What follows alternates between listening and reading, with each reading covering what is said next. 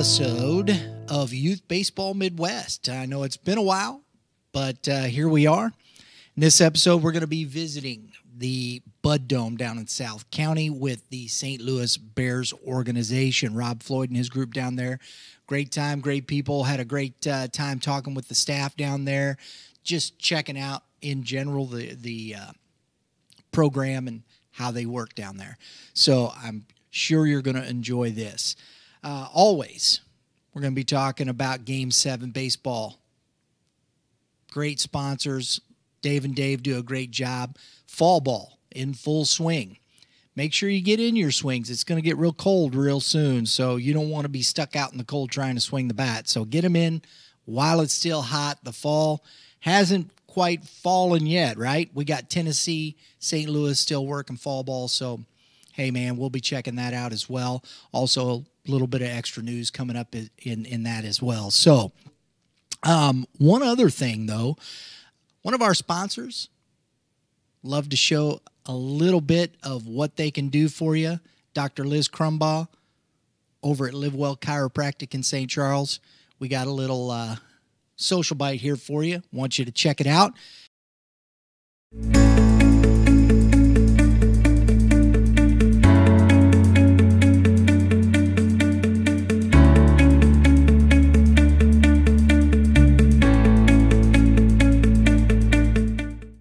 Hey, so if you're looking to get yourself back on track with your health and wellness, you need to go see Dr. Liz. Free consultation.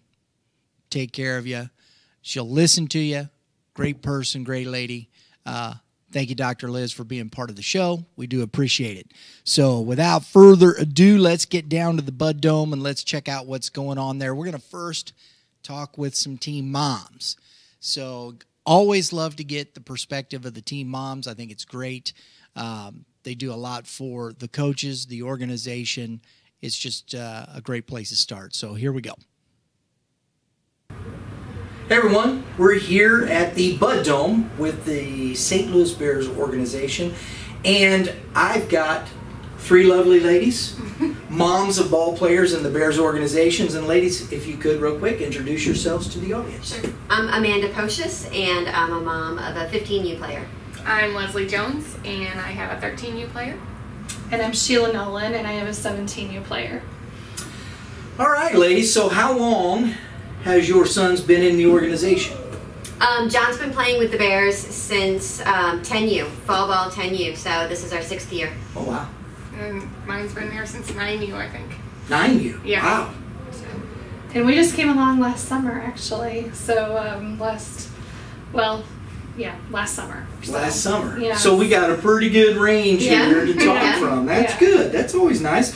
So we'll start with you. Okay. Since new to the program, how do you feel like your sons adapted, come in, you know, the coming into a new program like that, especially as late in his career? Right. How's that been? It actually has been wonderful. It's been actually a breath of fresh air for us. It's like we had some, you have some ups and downs through high school, and we have been nothing but good things have came along since last summer, fall when we joined. I mean, he's met a lot of wonderful friends. He's got a lot of wonderful coaches, and Rob's just taken us in like a family. It's like we've been a part of the organization for years, and we just joined. So it's been pretty amazing, actually. And he's done really well. So just to kind of I umpire a lot in the area, and and of course I work with Game 7 and things, and I hear that a lot when I talk with Bears parents and stuff. When I'm out at the ballpark, is a lot about that is family. And I think that's an interesting, and that's not an uncommon thing. So I think that's a very interesting point. Right. How about yourself? Well, I mean, we've been here so long, it's, No, I shouldn't say it, but you know how the old saying, we're part of the furniture, right? Yeah. So, I mean, we've had different coaches, and so that's always a learning curve.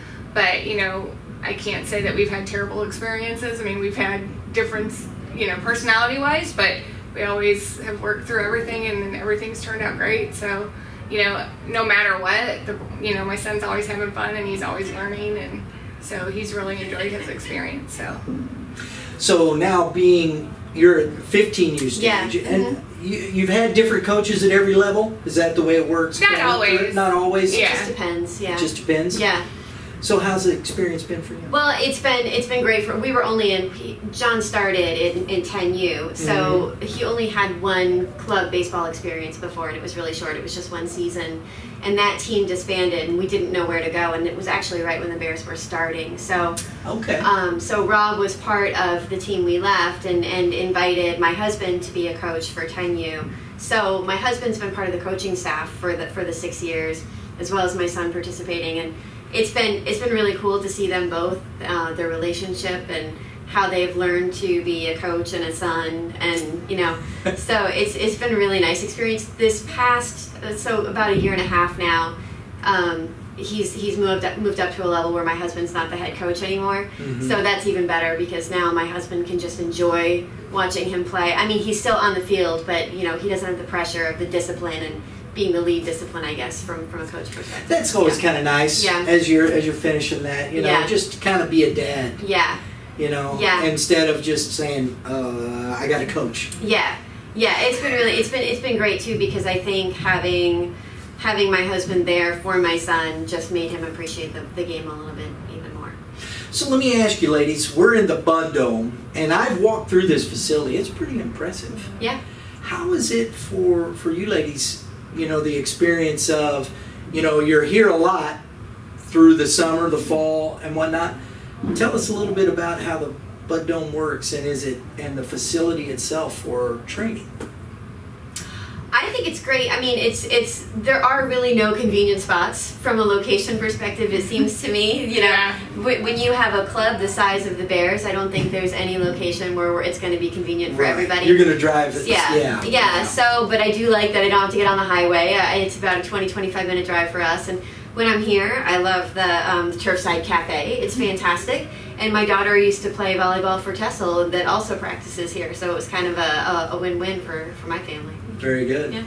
Yeah, I mean, we enjoy it, and I can drop Sam off and run and do errands because it's close, so I can get stuff done too. So it's nice that it's not out in the middle of nowhere where we can't do anything. We're stuck here where we have to watch the whole time, because sometimes they don't want you to watch the whole time. So I dropped my son off the other day, and he goes, "What are you going to do?" And I said, "Probably watch and criticize you afterwards." No, Mom. But it's nice, and they can grab a snack, and that is nice. That it's not just junk that they're eating out of a machine. Yeah. Right.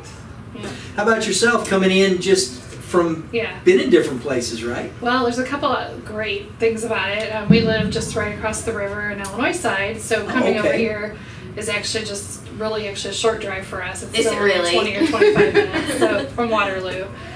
There's 3 other guys that live over there that play with Mitchell as well. So, and of course they all can drive now, and so I don't always have to. I've slowly but surely allowing him to come on his own, except for SFL nights. I definitely like to come still watch that. It's a lot of fun. So it's a lot of fun to watch. So, but yeah, the Turfside Cafe is awesome. If you want to catch a meal, if you don't have time for dinner or whatever, it's a great place. I know my older son worked out here for college ball too, and he loved the place. So it's a great facility for us. It works out. The location works out perfectly for us. So that's awesome. So let's walk into this one then. So the Turfside Cafe is there, and we're running like mad throughout the summer, right? So as moms of athletes, health nutrition is a big part of the athlete-centered mindset and the thinking today. What do you guys do to keep a healthy food choice for the kids? That's hard. I mean, it's probably one of the hardest things to do. My kid's a beanpole. I mean, I think he could eat like 5,000 calories a day and not gain an ounce. So to me, the biggest thing for me is hydration. He's a catcher. So especially on the weekends when it's just insanely hot, and if he's behind the plate for 4 or 6 hours a weekend, I start with hydration. I start harping on him very early on Saturday mornings, sometimes Friday nights. You know, Absolutely. because you have to get out there already well hydrated. You can't start drinking once you're out there. So that's the biggest thing for me. Yeah. Very good. Yeah, I'm less concerned about the calories yet, but I think he's smart enough to understand he should be focused on protein. There you go. Yeah. My biggest challenge is getting him to drink water and not just Gatorade. Right. You know, all the time. I mean, he just wants, you know, I'm like, okay, let's train. Yes. You know, and he's a Boy Scout too, so he knows about, you know, dehydration and the signs and everything, and we've gone through, you know, Gatorade is for after you start sweating. Let's drink water when you're not sweating yet. You know, fall ball, sometimes you don't need Gatorade because it's a little chilly.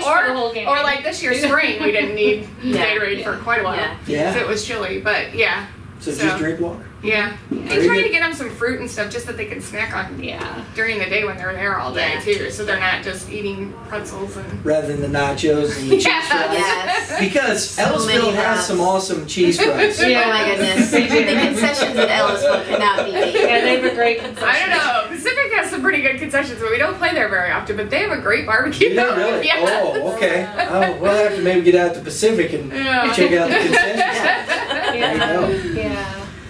I'm the same. I'm the opposite. I have a big boy. He's just a big solid kid, and so I have to push the fruit and vegetables and the water and not the Gatorade. Yeah. And also, going back to the summer, Savage Strength during the week. He drove to Chesterfield 3 days a week on his own to do Savage Strength. But when you go to eat at Buffalo Wild Wings after Savage Strength, it doesn't make for a good meal plan. So unless you're eating grilled chicken salad or something, which he promised me he was doing that a couple times a day, so for a week. So that was our only. Yeah, I was glad when they chose Smoothie King instead of Buffalo Wild Wings. Yes. I support that one. Good decisions. Yeah, Good it's a little bit decisions. better. Yeah, he does like Smoothie King, so it's good. And it's true though. Health nutrition. There's a lot of kids. You know, even if you go up as these young men are starting to get to that high school into college, thinking about that level, it's very, very important to think about how you take care of yourself physically.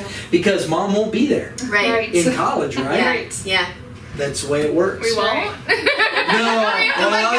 you have to do that. My oldest still expects me to bring Gatorade receipts to every game, but he owns his own house. Oh yeah, there you go. So, ladies, we'll let you go with this. Tips. In your experience, you've all been doing this for a while now. You got some young moms watching, just starting out. Kids are wanting to play ball. Some advice for those moms just starting out. Enjoy it because it goes fast. Mm-hmm. Yes. That's a good one. I mean, it goes very I feel fast. like I was just, you know, setting up the tee, and now, you know, we're talking about, you know, he was talking about today about if I get this car when I drive, and it's like, shut up. Yeah. You know, I mean. It goes super fast. Yeah. It does. Enjoy it. I mean. And for a club that, you know, has existed for a while, has a good history, a good track record, and, you know, just the first night I met Rob and the first night that, you know, we heard his little spiel on the club, I walked out of there feeling like, I like this guy, I like the way he thinks, I like the organization.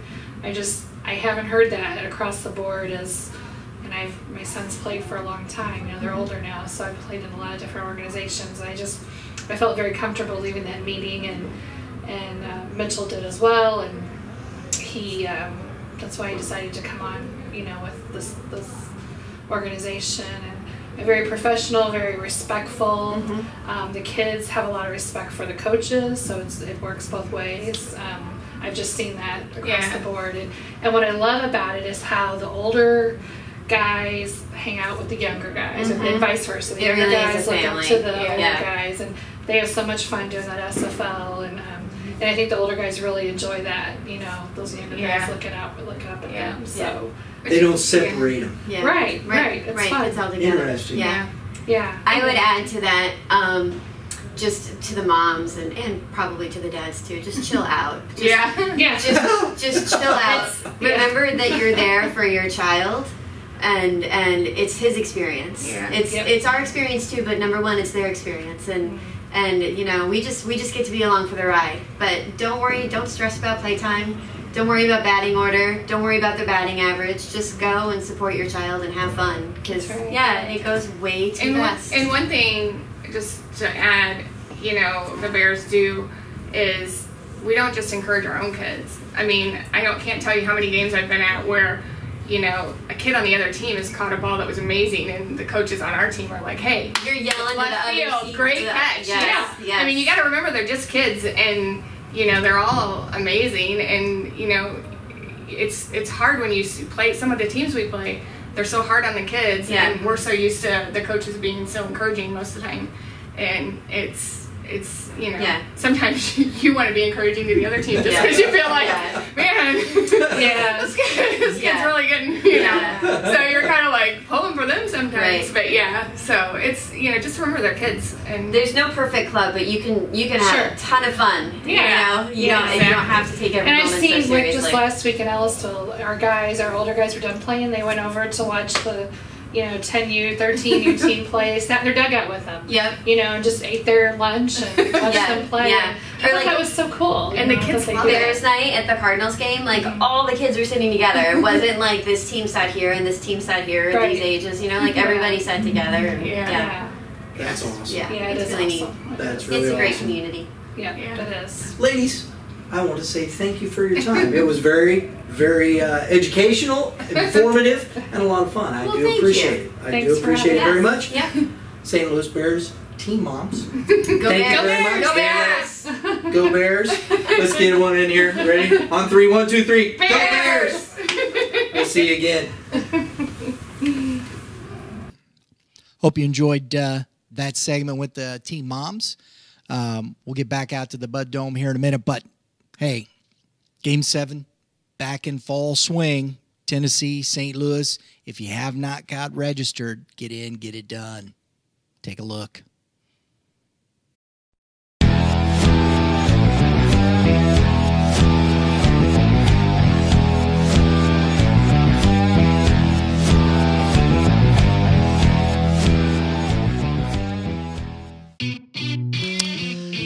Hey guys, so make sure you get into the fall ball tournament, whether you're in Tennessee, St. Louis. Great time. It's not cold yet.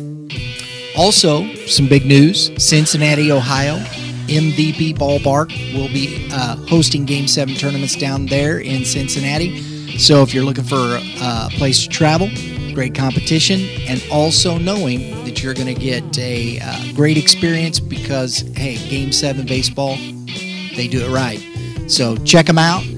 Be looking forward to that. And let's get back over to the Bud Dome now. And we got some coaches down there that we'll be talking to. So enjoy this part.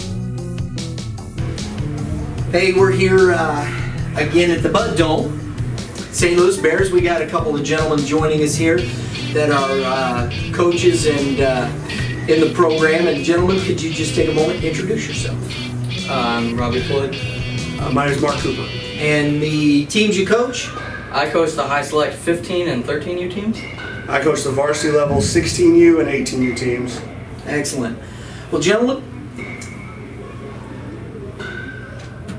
when we're talking about St. Louis Bears baseball, what does that mean to you?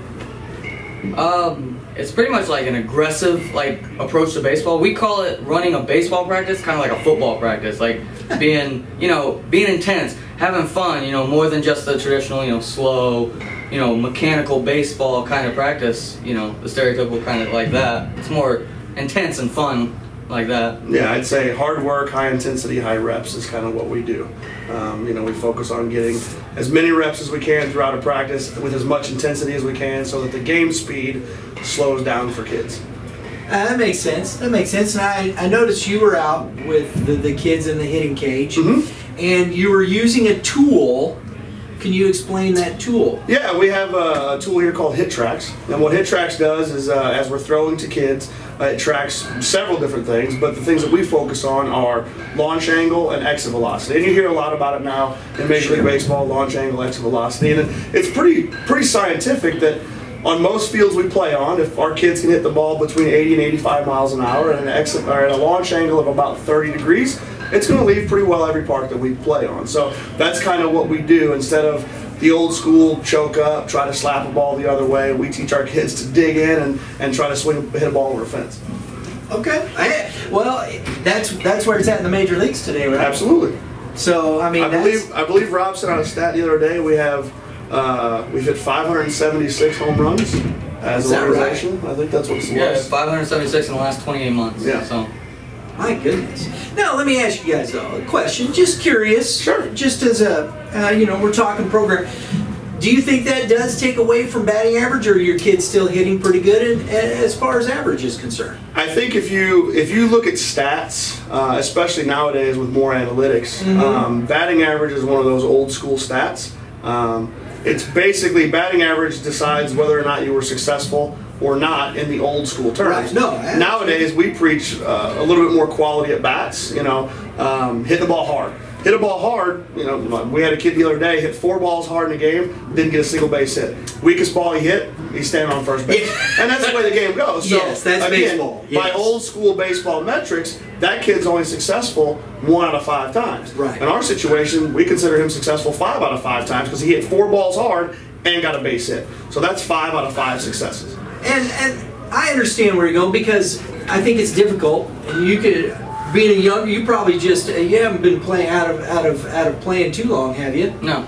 So it's tough on the mindset when a young man's hit the ball 4 times, just stinging the baseball. This kind of prepares him mentally for not getting down. Yes. Yeah. And another thing is, a lot of people say take the first strike.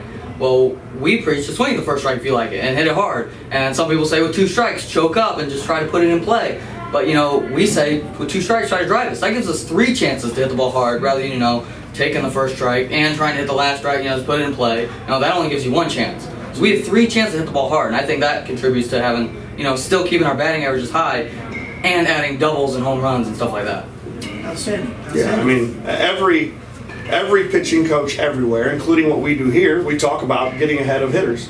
Absolutely. And pitchers are trying to get ahead of hitters, and oftentimes, until you get a guy that really can deal off-speed stuff, they're throwing first pitch fastball and trying to throw a first strike.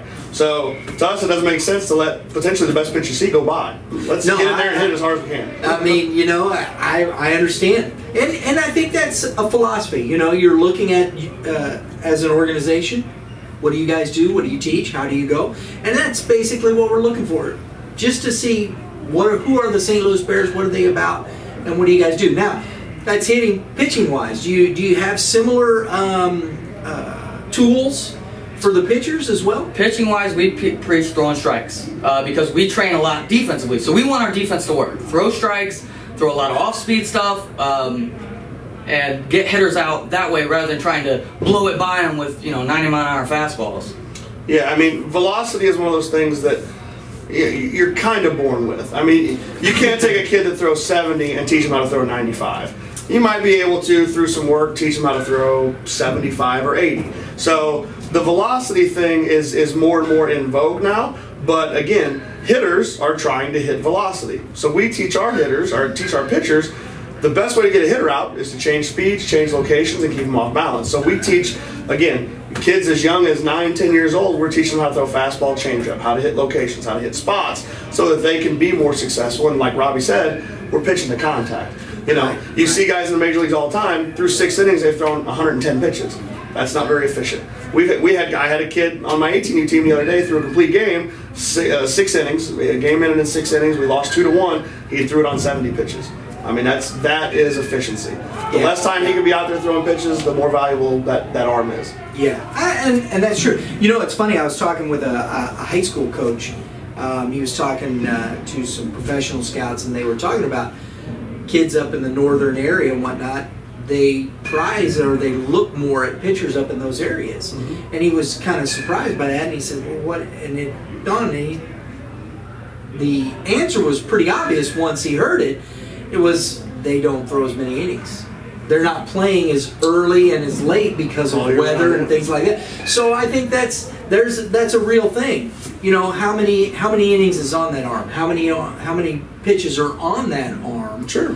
coming out of high school into college, into the pros, you know, and that type of thing. So I think that's a real factor. And now in school ball, they have regulations. You know, if you throw a certain number of pitches, it has to be a certain number of days rest before you can throw again. So teaching a kid to be efficient allows him to throw more often if that's something his arm can adapt to. So. And you're dealing with, both of you are dealing with kids going into high school right now, so that's something they've got to think about moving forward, and probably helps the high school coach, I would imagine. Yeah, I've never, to this day, I've never heard a manager or coach tell a kid he throws too many strikes. Exactly. So guys, tell me, what do you think is one of the points you like to make for your kids, advice, talking to them as they're growing up, as they're moving up from youth baseball into high school? What's one thing you would tell the kids? I tell them all the time, you never be embarrassed by hustling. So we have a rule on my team, you get on and off the field in 7 seconds or less. When the third out's made, I start counting. 7, 6, I count them down. We got to, whether you're in left field, farthest away from the dugout, or you're in first base, close to the dugout, you got to hustle on off the field. Again, running out ground balls, running out fly balls. You know, again, you'll never be embarrassed by doing that. You stand there, you hit a ball that you think is going to go foul. You stand there and it rolls back fair. You're going to be embarrassed. You run down the line, they call foul ball. You hustle back and hit again. So that's the biggest piece of advice I give to kids: is you're not going to be embarrassed by hustling. That's great. That's great. Yeah, and take that same mentality in practice, right? In a high school tryout, you never know when you're being watched. So take that, you know, always hustling in practice. You know, if you'll never ground ball, hustle back to the back of the line, right? In the cage, getting your 5 good cuts, get out, get back in line, right, and stuff like that. You know, hustle from station to station, right? Yeah, high school tryouts are oftentimes station oriented. Don't be the guy in the pack walking to the next station. Be the guy out front running to the next station. Absolutely. Yeah, absolutely. Great points, guys. Because, you know, it's funny when, you know, we all have the kids going to the high school camps in the summer, right? And they give out the Hustle Award. And you see those kids that have gone through the Hustle Award, they're out there, they're still doing the same, and they usually make the team. Mm-hmm. You know, even if they're maybe not the best player, they're on the team because the coach did recognize the fact that they hustle, they work hard. That's a great point. Just like the strikes. I've never seen a coach that says, hey, this kid works way too hard. Hey, don't hustle. Right. Don't hustle. Yeah, hey, right. take it easy. Take it easy on the field. It just doesn't happen. We'll get you out of here. If it does, he's not coaching long. We'll get you out of here on this, guys. Tell me what you think the Bears organization has to offer to a player, to an athlete that wants to go beyond just high school. We have a program for everything, right? If you want to get more reps, we have more reps for you. We have a night once a week where it's just an open field. If you want to come in and get more work in, you can get more work in. We have a pitching, hitting, fielding, workout program. Anything you want to, if you want more, we can give you more. We have extra reps in every facet of the game for anybody that wants them. Yeah, you're not going to find a spot on a baseball field or a part of the game that we don't offer you to get more work than what you can stand. I mean, we have programs for everything, and really it's a family. What's nice about the organization compared to other ones, most organizations are bring a team in, they bring a team in, you really never get to know anybody. If you're the same age, you're probably competing against each other for the same players. It's not the way it is here. We kind of work like a MLB roster where we have different tiers of teams and we're not competing against each other. And so you may see one of our practices where we have 18 you guys working with 11 you guys. And they're competing and they're battling it out. And so it teaches the younger guys, the older guys get to lead by example. It kind of teaches the younger guys how to go about and operate through the program. So it builds a family culture. So that's awesome. That's awesome. Gentlemen, appreciate your time. No problem. Thank you very much. Very informative. And we'll talk to you again, I'm sure, down the road. And we'll see you at the ballpark. Hey, I just want to make sure. I'm sorry. I was going to get you out on this. But I will say this. And see, some of the things you said I think are very important because we work with Game 7 baseball. And we were out at the World Series this past year. And Championship Sunday, we're out at Ellisville. You had one of your 12U team. Couldn't tell you who the coach was. Don't. Played in game Sunday morning. No, well, it wasn't Sunday because it was the World Series. It was a Tuesday. So Tuesday morning, they had to beat the team to win the championship twice. They played 3 games and won all 3 of them. And I will say that was impressive. That is a hard thing to do. I don't care what age level. I don't care the level of competition. And this is a World Series. These are high level. This was AAA in that respect anyway. This was a difficult thing that these kids pulled off. And it was really impressive watching, and they never gave up. They worked hard. They kept playing. They kept playing. So all the things you just discussed here, I think I really saw watching those kids that day. And they earned that. They earned that championship. So it was really impressive. Just want to say that to you guys. That's just something I've witnessed. That is one of the things you'll see from all of our high-level teams is we're not going to roll over and die. We're going to keep fighting. We're going to keep coming at you. You may get us, but we're going to keep coming. So congratulations to that. I think that was really impressive, gentlemen. Hey, thank you again for your time. We'll talk to you guys again. Thank you. Thank you.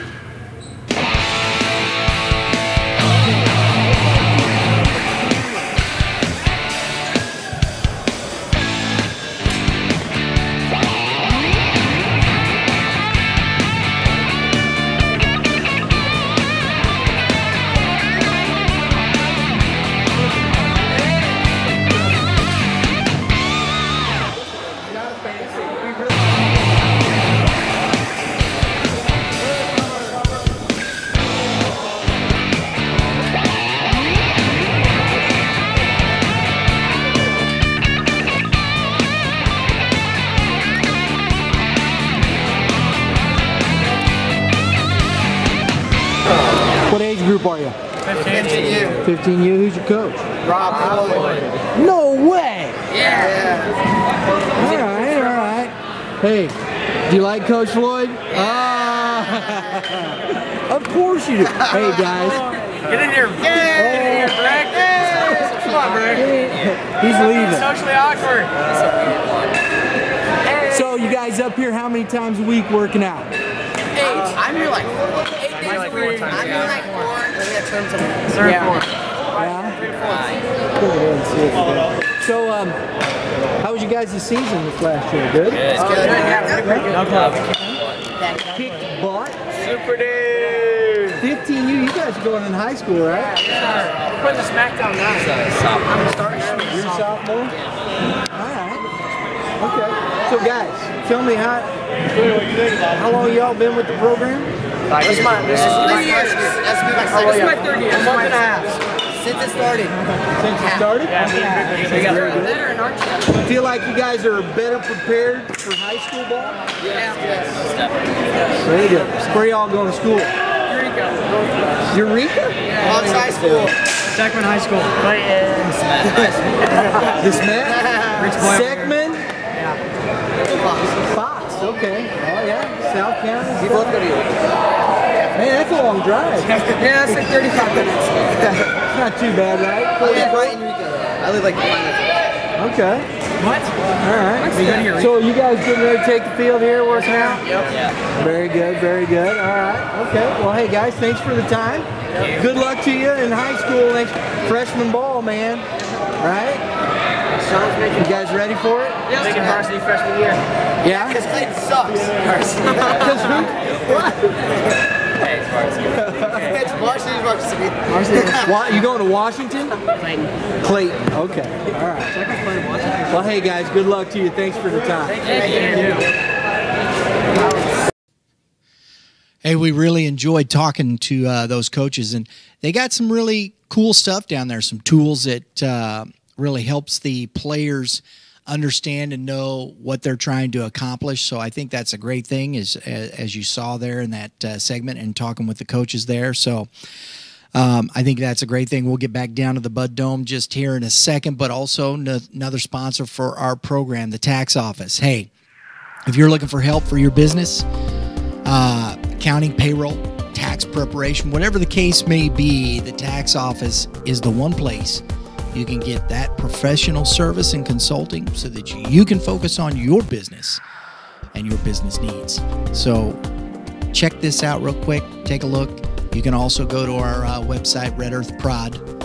Scroll down to the bottom, tax office logo, click on it, get to their website, check them out. give Megan, give Greg a call over there. They'd be happy to talk to you.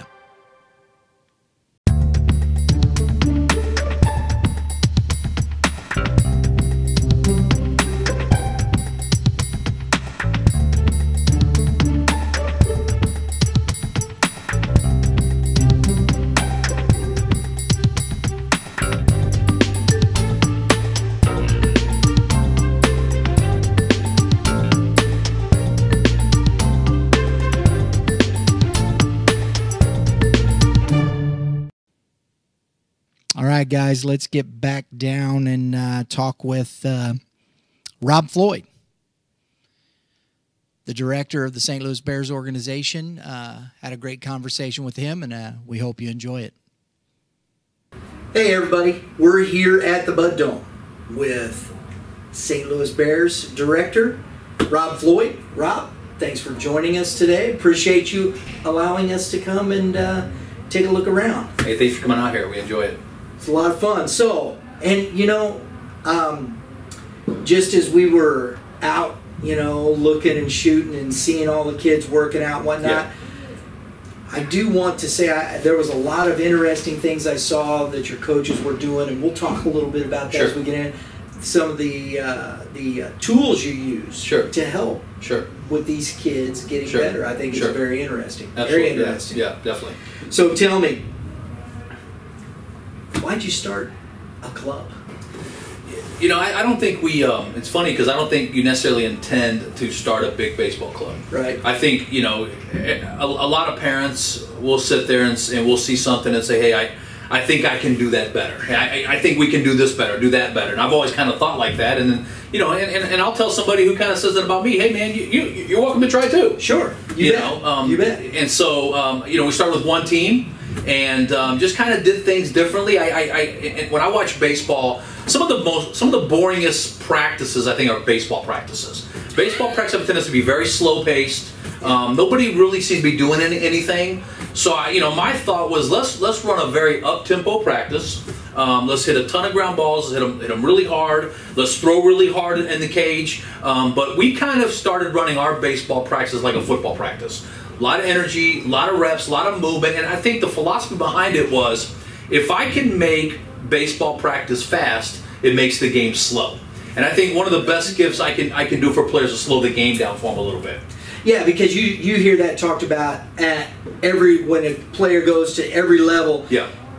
When the game finally slows down. Mm-hmm. Yeah. And I think part of that is just the heart beating and the tension and whatnot. That's right. So if you're doing that in practice, that may work pretty well for the young man. Well, you know, it's funny because I give an example sometimes where you know, two kids see a kid warming up, and one kid says, wow, that kid throws hard, and the other kid says, that kid throws soft.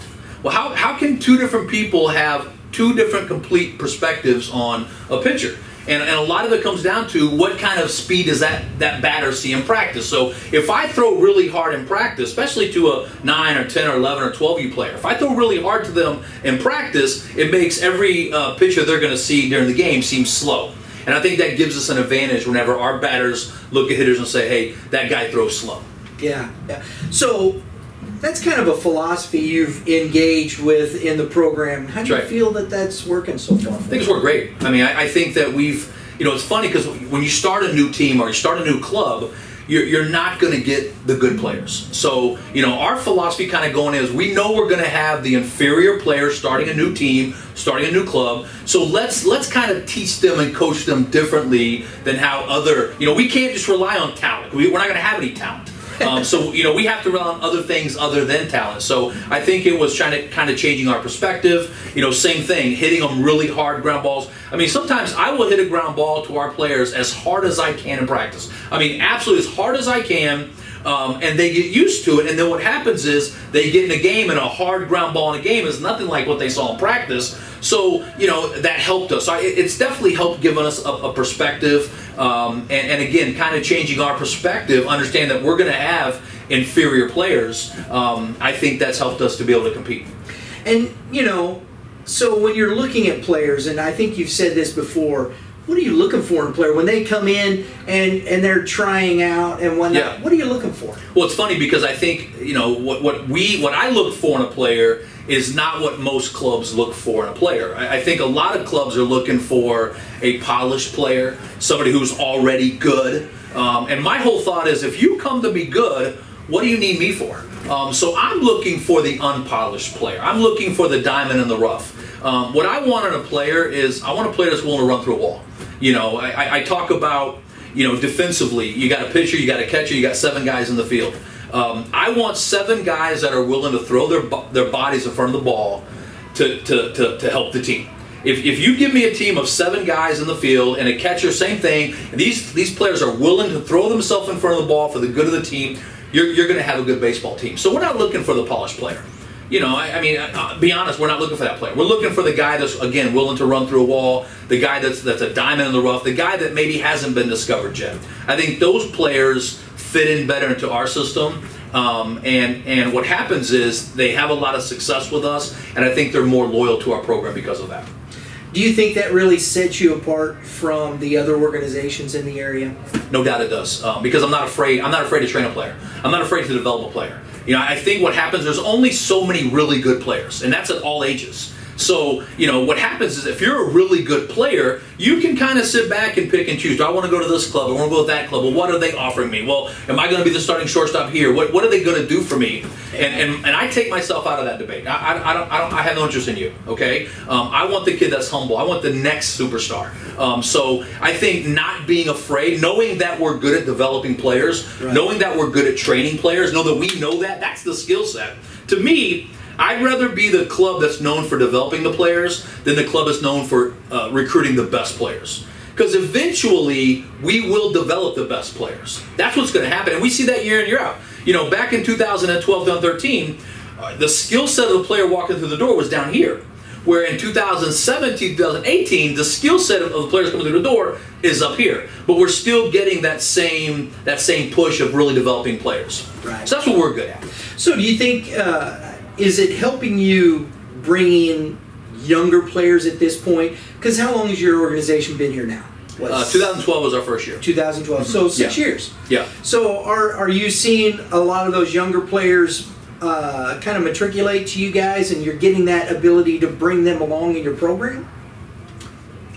You know, it's funny because, again, I'm all about analytics and data. And so what I usually say is, you know, I call it a 3-year rule. Okay, I think pretty much people are going to move every 3 years to different clubs. So if I get a kid at 8U, he's going to leave me at probably 11U, maybe go somewhere else. So I don't mind getting a kid in at 12, 13, or 14 and staying until they're 17. So I kind of look at it as 6 seasons, 3 fall seasons, 3 spring, summer seasons, 6 seasons with a player. If they stay, great, but if they want to move on at that point, that's fine too. Sure. So it doesn't matter really what age they are when they come through the door. I'd actually rather them start somewhere else and then come to me later on than maybe taking in kids that are 5U, 6U, 7U, and this is all they know is the Bear and our way of doing things. So, as I said earlier, when I'm walking around, I see kind of tools out there that you're using. And one, you got the TV up, yeah, and the kids are in the cage, yeah, and I'm seeing hit velocity or exit velocity. Exit velocity. Yeah. I'm seeing launch angle. Right. Yeah. Yeah. When did you get that? Well, so when we, again, you have to think of it from my players are going to be inferior than another team's players. So for a long time, if you look at every hitting instructor and every hitting coach that I see around, they all teach kind of a opposite field approach of hitting, line drive hitting. You know, let the ball get deep and take it opposite field. What we kind of focus on is, you know what? Don't be afraid to pull the ball. Let's actually try to hit the ball in the air. Let's actually try to hit home runs. We actually have, as an organization, we've hit 580 over the fence home runs in the last 28 months. There's nobody even close to that. But the reason why we do that is because we focus on hitting home runs. Like, we're not a club that's going to make you take a strike before you swing. We're not a club that's going to make you choke up with 2 strikes and try to put the ball in play. I want you swinging for the fences every single at bat, every single swing. And so what we monitor is we monitor how hard is the player hitting the ball. We know for a fact if you hit the ball at 90 90 miles an hour, and it's at a 29-degree angle, that ball's going to travel 360 feet, and it's going to go over the fence. We know that for a fact. That's just mathematics. So we focus on our players hitting the ball at 90 miles an hour, 95 miles an hour. We know that an 8U player should hit the ball 50 miles an hour, a 9U player 60 miles an hour, an 11U player 62 miles an hour, a 12U player 65 miles an hour, and so on and so on. So we follow these analytics, and we kind of, our strategy is to hit the ball hard. I don't care if you hit on the ground, just hit it hard. That's the goal. Yeah. To me, the goal is hit the ball hard. So that's what the analytics kind of measures for us. Do you do that with pitching as well? Is there a tool you guys use for pitching as well? So pitching, we take the opposite approach. We actually focus on off speed, focus on throwing curveballs, throwing sliders, and the thought is, if you listen to somebody who played baseball at a high level and they quit, they always say the same thing: I couldn't hit the curveball. Nobody can hit the curveball. So we teach kids how to throw the curveball. So we focus on off-speed, junk ball pitching. There's plenty of programs out there focused on velocity. Yeah. So we focus on kind of off-speed pitching.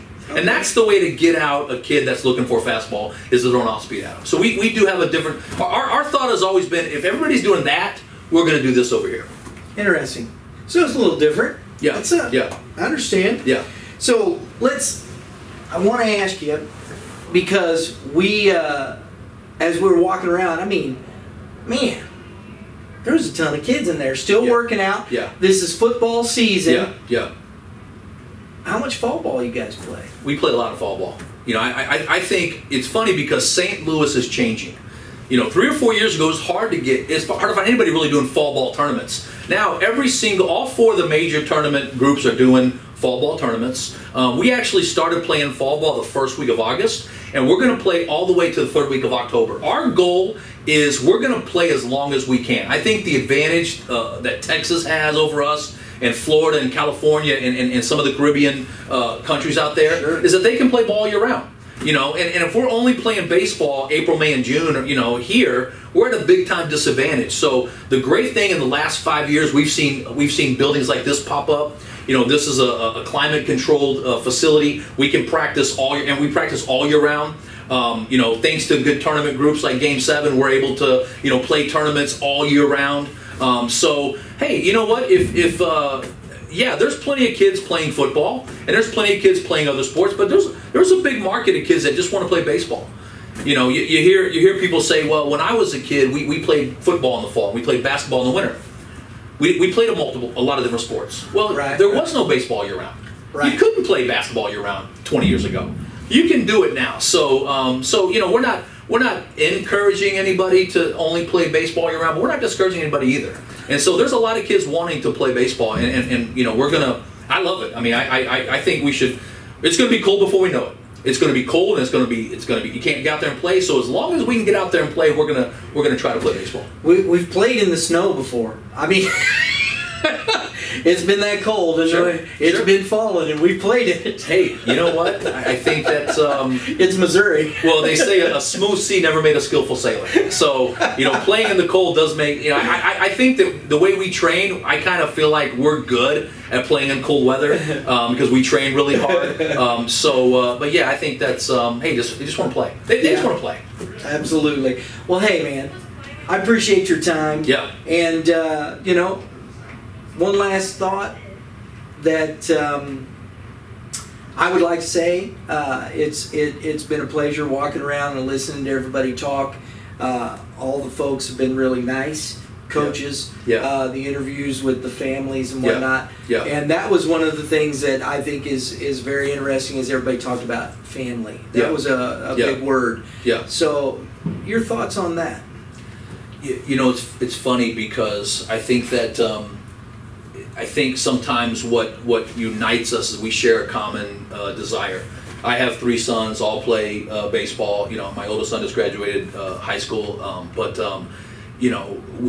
my kid, our family, our personal family, when we spend a weekend at a tournament and we're there from 9 in the morning till 9 o'clock at night, and we're eating the chicken strips and the hot dogs, and it's just the world that we're in. We don't feel like we're missing out on anything. We don't feel like, well, it'd be awesome to be in in Jamaica right now. Not for us. I mean, we're exactly where we want to be. We're, drinking that Gatorade, in between games, eating that pretzel with cheese. I mean, all those things, we're exactly where we want to be. And I think what's happened is we've tried to appeal to families who also feel that same way. So, you know, we don't feel like we're missing out on anything. We're living our dream. This is what we want to do. This is fun. I mean, I don't got to tell you, you got a son in college, and you know, their experience in the youth world doesn't last. It goes by pretty fast, right? And we're going to miss those times. Yeah. And you know, I've been lucky enough to pretty much watch every single practice my kids have participated in, watch every single game. I hang on to every single thing, and I'm there. I'm watching it. I'm present. You know, I think that what happens is we appeal to those kind of parents too. You know, there's some clubs out there that kind of have the attitude of, you know, drop your kid off and leave. You know, leave with us, go somewhere else, don't be around. And our whole thought is, we want you around. You know, this time goes by fast. Yeah. So, you know, I think that where families kind of come in is that we kind of share a similar interest. And it's funny that you talk about people being nice. And that's one of our strategies in baseball too. We teach our players to be what I call nice and aggressive. Put a smile on your face, but play really hard. And you know, most nice people are not aggressive, and most aggressive people are not nice. So to be nice and aggressive, it's actually a skill you must learn. But if you can figure that out, if you can figure out how to be really nice yet play really, really hard, you got something. So we really work hard in our organization to be like that. So we're going to be nice. You know, we're going to be nice people. We're going to be welcoming to other people. We're going to be super nice to people. But you know, at the same time, we're going to be trying to, you know, we're gonna try to, you know, take your head off on the field. Not, you know, not necessarily. We're gonna beat you. We're gonna try to beat you. Yeah. So we're gonna play hard. But yeah, I think that the family comes in because we all share a similar passion, a similar goal. Very good, very good. Rob, again, thank you, sir, for your time. I do appreciate it. Always a pleasure. Hey, we appreciate you guys coming out. Always a pleasure. Rob Floyd, St. Louis Bears, thank you for joining us. Hey, everybody. We hope you enjoyed that conversation we had with Rob Floyd. Kind of gives you some insight into the St. Louis Bears organization, and we do appreciate Rob for allowing us to come down, stick our cameras in their faces and nose around their program. We hope this helps you make an informed decision about where you want to go. There's a lot of great clubs, a lot of great organizations in St. Louis for youth baseball. You can tell by there's a lot of great baseball in these tournaments. And so we enjoy that, and we are glad to bring that to you. So we hope you enjoyed the show. And if you're looking to promote your business, make a digital footprint, spread social media, check out our website. We can help you produce vivid HD videos to bring your brand to your audience, and we'd love to do that for you. Remember, Red Earth Productions. We'd like to thank our sponsors, Game 7, the tax office, Live Well. Hey, everybody have a great day. And remember, you know what the old saying is, hit them where they ain't, and go Cardinals. Making that big playoff push. Let's go Cards. REP, creating and working with creative people is what we love to do. Have a good day, folks.